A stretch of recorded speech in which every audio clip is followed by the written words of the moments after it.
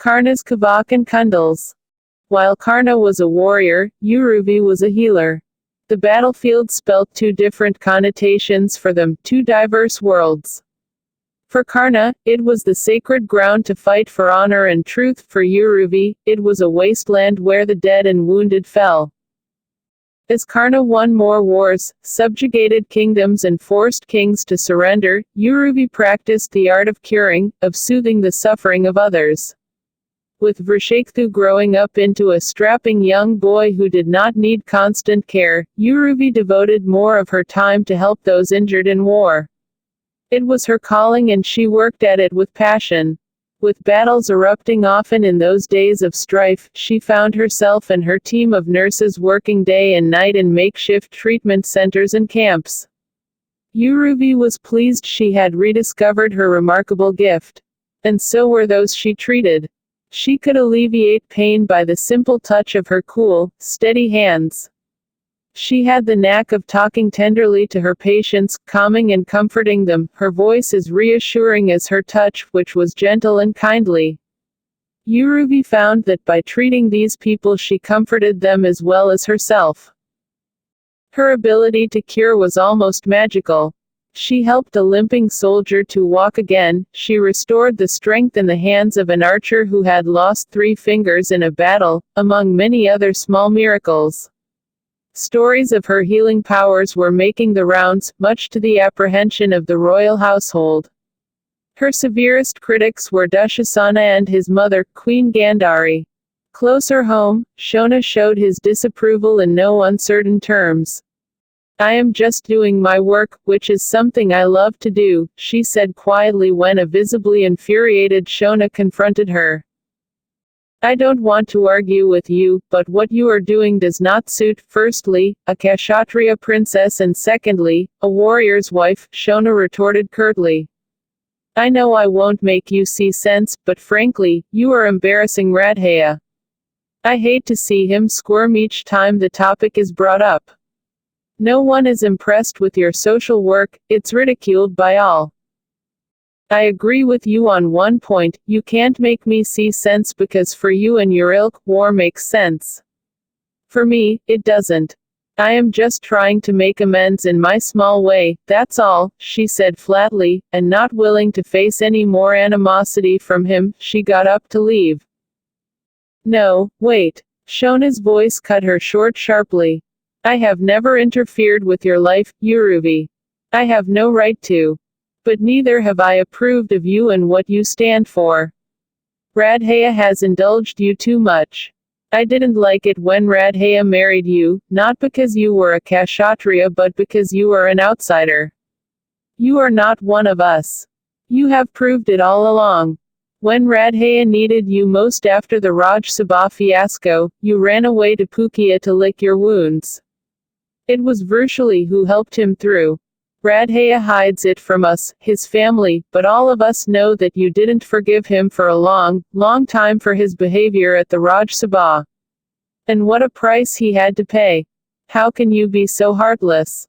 Though a Kshatriya princess yourself, you have never approved of his victorious campaigns. While the world is hailing him as the mightiest warrior in the kingdom, you show your disapproval by going to the very camps where the battles have been fought to look after the injured. Were you there by his side when Radheya was leading the Kaurava army throughout Aryavarta? Were you aware of the strategies and the coups he devised to conquer these kingdoms? Do you realize how brave and great Radheya is as a warrior and army general? Have you ever been worried about him and the danger to his life? He could have died many times over, but each time you were more worried about yourself than the safety of your husband." That the quiet Shona masked so much anger behind his calm facade, amazed Uruvi. He raged on, "You say you love your husband, but I say you love yourself much more.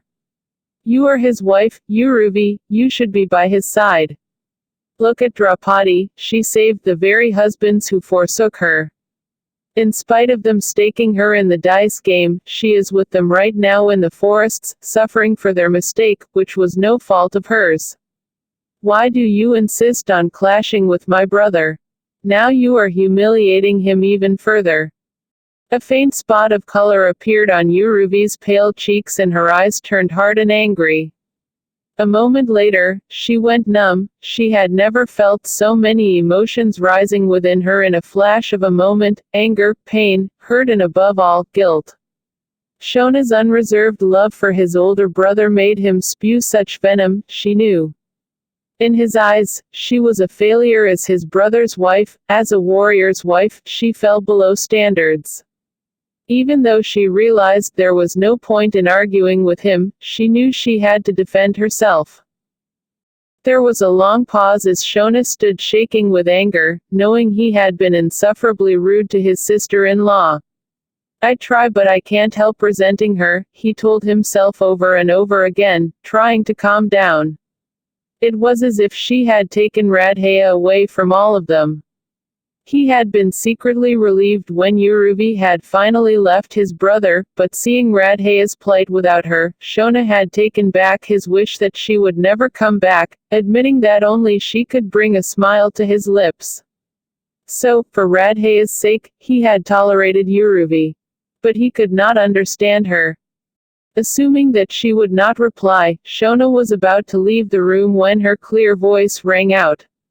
Shona, I am protecting all I have, my husband, my family, my sanity, she said simply. I know you have never welcomed me here and have disapproved of me all these years. Possibly, you thought I was a threat to the peace in this house.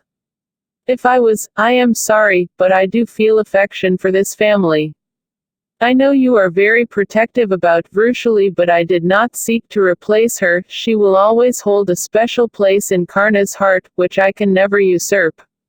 I am in no position to defend myself, but I am proud of him, she added fiercely. I am the wife of the greatest warrior of this generation, who has conquered the entire Aryavarta, the whole country, all alone. Karna managed to single-handedly defeat Jarasandha, one of the most valiant warriors on earth, within a matter of hours. He was the same Jarasandha whom the great Bhima took 18 long days to kill in a wrestling combat later. I am so proud of him that it hurts me that he is winning all the glory for the wrong man, for the wrong reason. He is Duryodhana's strength, and without him, Duryodhana could not have called himself an emperor. And he is doing all this for a man who doesn't have a shred of integrity nor honesty in him. He is the same man who will drag us all to a needless war. In spite of being a monarch of such a huge empire, do you think he will return Indraprastha, which is rightfully theirs, to the Pandavas?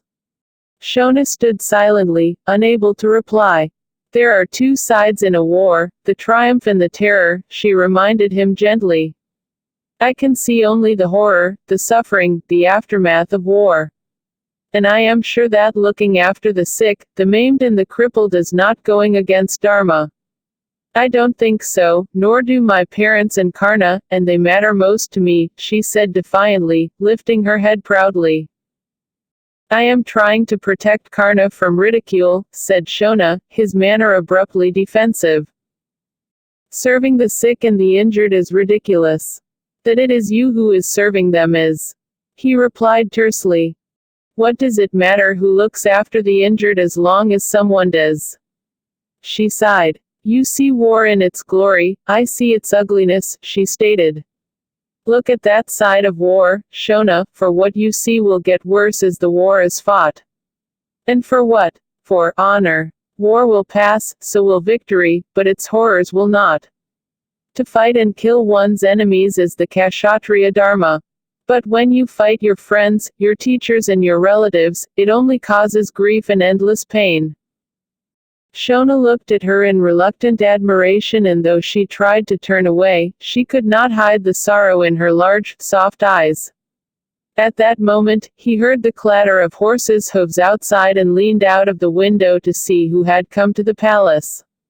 He saw it was Karna, who was reining in the horses drawing his chariot.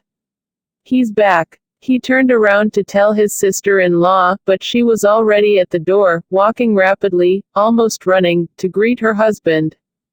A tender yet bright smile touched her eyes, making them sparkle with joy and love.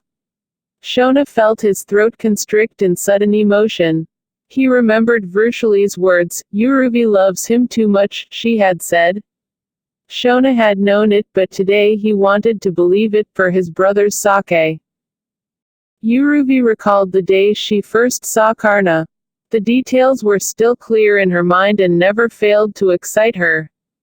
But what had intrigued her most about him were not his good looks, his fair hair, his compelling deep brown eyes, his shy, closed-up personality, his splendid body or his magnificent skill with the bow and arrow. It was his golden Kavach and Kundals that had mesmerized her.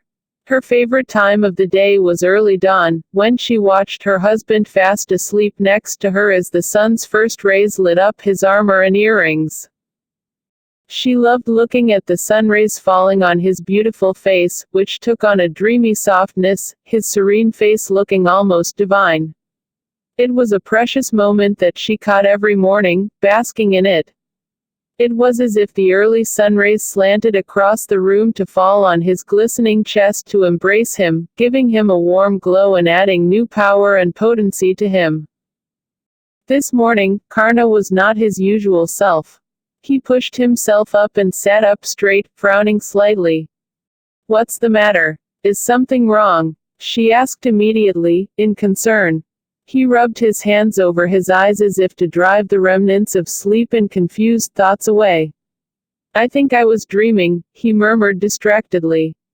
Studying his troubled face closely, she asked quietly, "Was it a nightmare?" She recalled her own dreadful dreams, which left her tossing and wakeful each night. "No," he answered slowly. "I wouldn't say it was that extreme, but it was strange." "Strange? Why would Lord Surya visit me in my dreams to say that I will meet Lord Indra today?" He looked bemused. "He said that the king of the gods coveted my Kavach and Kundals. It's all so vivid, so real. I think I am just getting a little paranoid. Or just plain tired." "No, you're not paranoid," she responded. "You are neither mistrustful, nor fearful or suspicious, in fact I'm the one who has all those sterling qualities," she said in a lighter tone. "Karna, please don't ignore the dream. I think it's a warning, perhaps to alert you to some danger." As she was saying the words, Uruvi was swamped by anxiety, a gnawing fear that was a familiar feeling these days. "Now you are giving the dream too much importance," he said, "but I admit it's still haunting me. All I can think of is how difficult it would be to shed my Kavach and Kundals, they are so much a part of me. I might have to slice them off or rip them off, which one will it be?" he said in a bantering tone. "Oh, stop fooling around," she said in worried exasperation. "Karna, war is drawing near and the Pandavas know that you will be the most difficult man to vanquish. Arjuna is your biggest rival and he has sworn to kill you in battle. Lord Indra happens to be Arjuna's father, so it cannot be a coincidence that Lord Surya has warned you about him. It all adds up. Please be careful today." Karna smiled, trying to make light of her worry. But even when he left the palace, she mulled over the bizarre dream. Many anxious hours later, Uruvi wondered if she should tell someone about the dream but felt foolish. Should she tell Shona so that he could protect Karna? Or should she reveal her doubts to Vrushali and Radha? By noon, Uruvi was beside herself with a nagging foreboding, but told herself that she was overreacting to a mere dream. Karna went about his morning routine of going to the Ganga for his morning bath and worshipping Lord Surya at noon. People gathered around him to request him to fulfill their wishes, and as he had vowed, he did not reject anyone. Uruvi did not expect him home till evening and was surprised when she heard his chariot arrive early in the afternoon. She rushed to meet him, her feet flying up the steps to their room. At first, she did not see him in the chamber, hearing only the sound of someone rummaging through the chest near her bed. Hearing her footsteps, the noise stopped and Karna came into full view. Uruvi stared at him, the color draining away and bleaching her face paper white. She uttered a strangulated cry, her hands clasping her mouth with horror. Karna stood there bleeding, his chest a mass of blood and gashes.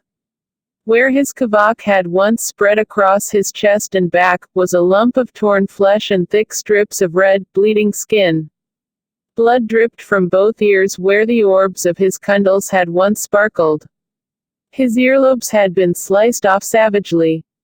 It might have been a fraction of a moment that ticked away, but at once, Uruvi guessed what had happened. She headed straight for the medicine box and a bowl of warm water.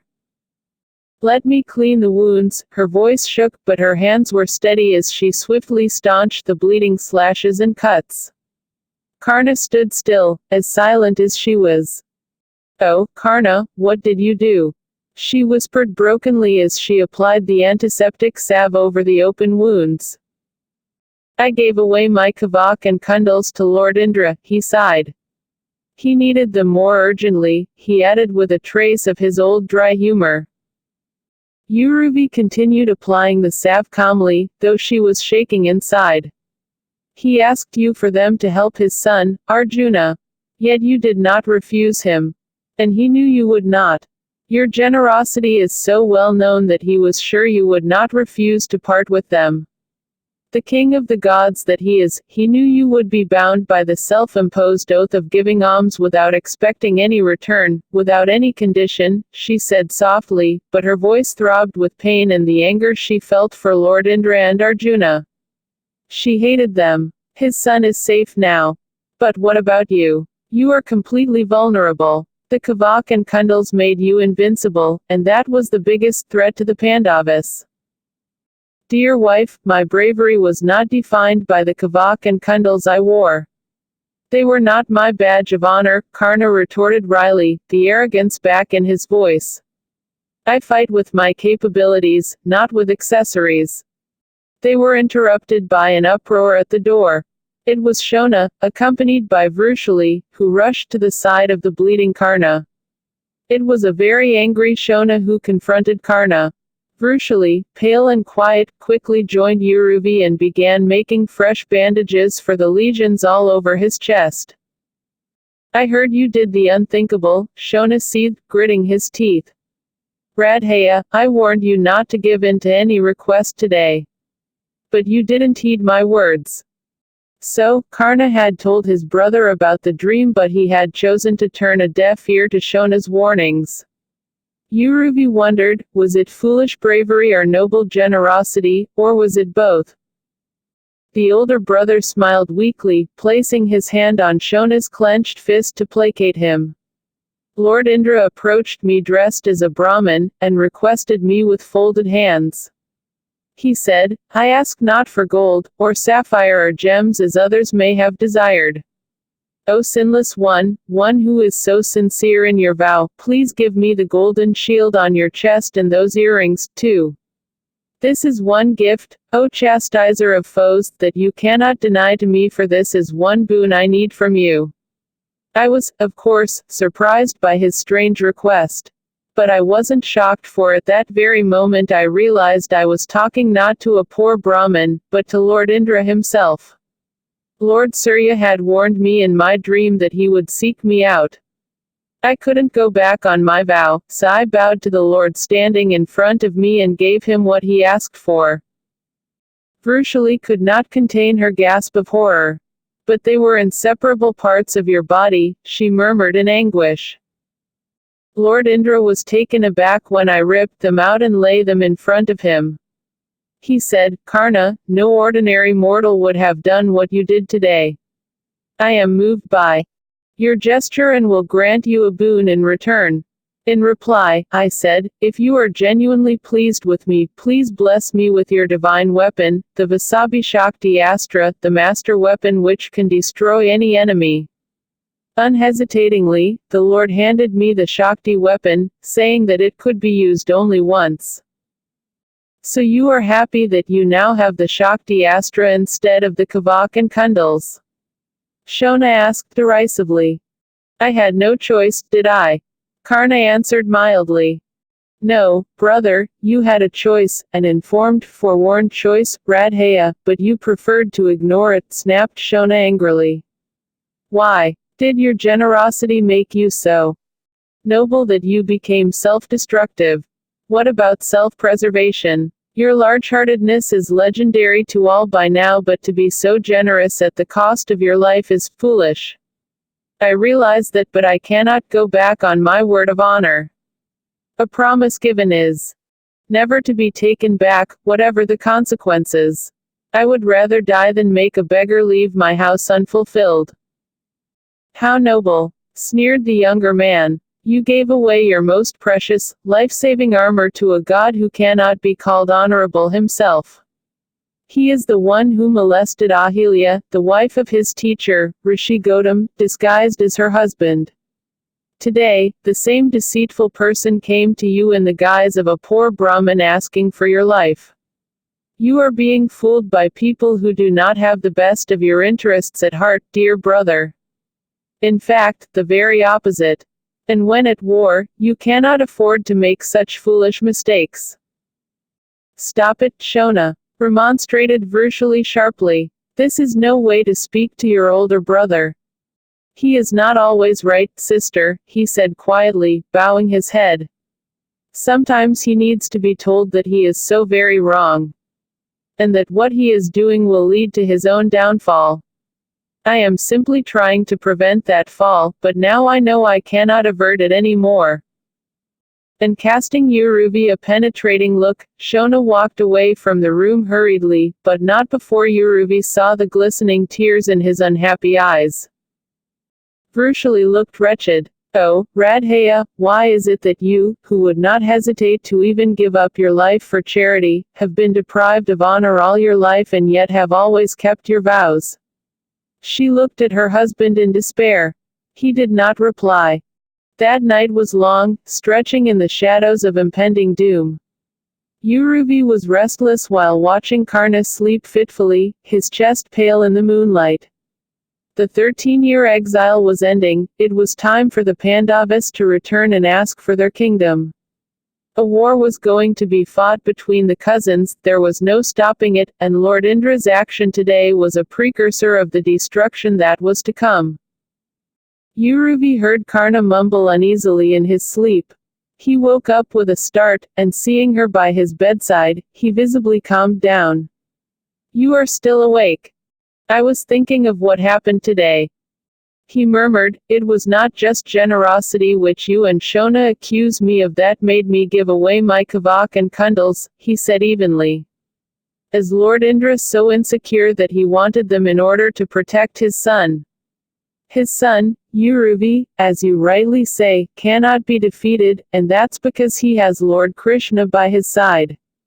Whether I give away my Kavach or Kundals or not makes no difference, for the Pandavas will eventually win. The final truth is that Arjuna, through Lord Krishna, shall triumph. But by getting the Shakti Astra, I have some hope for my army. By making yourself powerless. But, as I told you earlier, that I shall die is a certainty. You know that too, Uruvi. And that is why I did not hear the fear in your voice today. You have accepted it just as I have. Uruvi looked sadly at the discolored stretch of his starkly bleached skin and a sigh escaped her lips. She found herself praying.